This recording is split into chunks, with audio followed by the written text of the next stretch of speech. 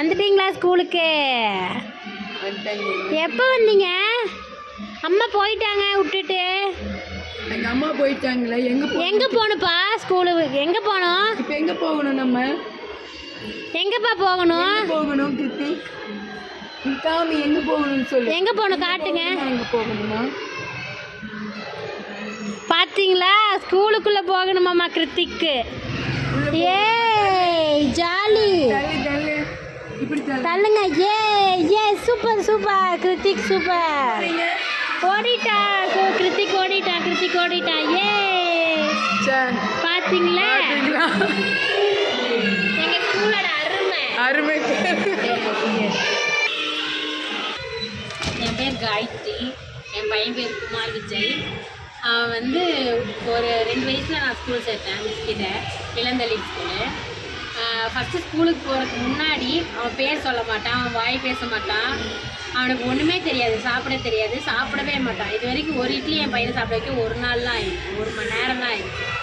இங்கே வந்து இவ்வளோ நாள் ஒரு 1 இயர் 1.5 இயர்ஸ் வர இந்த ஸ்கூலில் தான் படித்தான். எல்லாமே டோட்டலாக சேஞ்ச் ஆகிடுச்சு.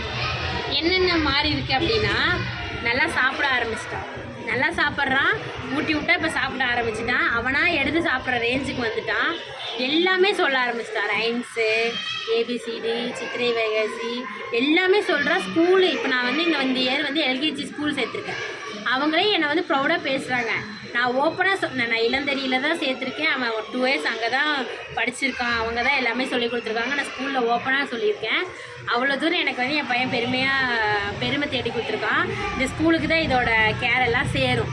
உண்மை என்னென்னா இதுதான் உண்மை, இது வந்து ஒரு கற்பனையோ ஒரு கதையோலாம் இல்லை, ஃப்ராங்க்கு. நீங்கள் நான் ஸ்கூலுக்கு முன்னாடி இருந்த குமாரிஜி எப்படி பேசுவான் எல்லா வீடியோவும் நான் உங்களுக்கு ஷேர் பண்ணுறேன். இப்போ எப்படி இருக்கா நீங்களே பாருங்கள், மேம் இப்போ காட்டுவாங்க.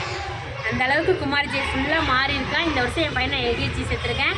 அப்படி இருந்தாலும் ஆஃப் டே ஸ்கூலு ஆஃப் டே நான் டேக்கரில் வந்து விடுறேன். அந்த அளவுக்கு மிஸ்ஸோட பாதுகாப்பில் இருந்தால் குமாரிஜி நல்லா இருப்பான்னு நான் நம்புகிறேன். அதனால் திரும்பி நான் ஸ்கூலில் விட்டுருக்கேன். இன்னொன்று உங்ககிட்ட நான் சொல்லணும்னு ஆசைப்பட்றேன்.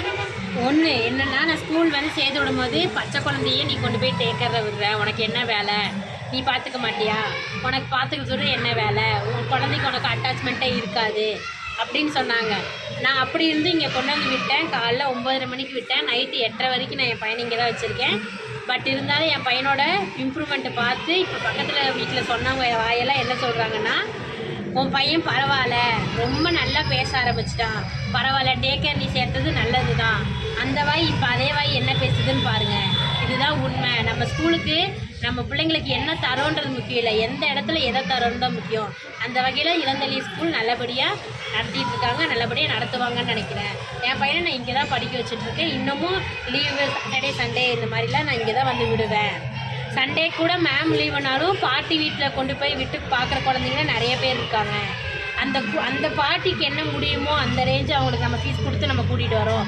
அது மாதிரி எந்த டேக்கர்லேயும் பண்ண மாட்டாங்க. ஆனால் இந்த ஆயமா பண்ணுறாங்கன்னா நம்மளால ஒரு 4 காசு சம்பாதிக்கட்டும், பிள்ளைங்களுக்கு நல்லா ஃபீஸ் கட்டணுன்றக்காண்டி தான் அதையும் பண்ணுறாங்க அந்த ஆயமா. அதே மாதிரி தாத்தா பாட்டி அப்படின்னு அவங்க 2 பேர் நம்ம குழந்தைங்கள பார்த்துட்டு இருக்காங்க. அவங்க வந்து வேளம்பாளையத்தில் இருக்காங்க.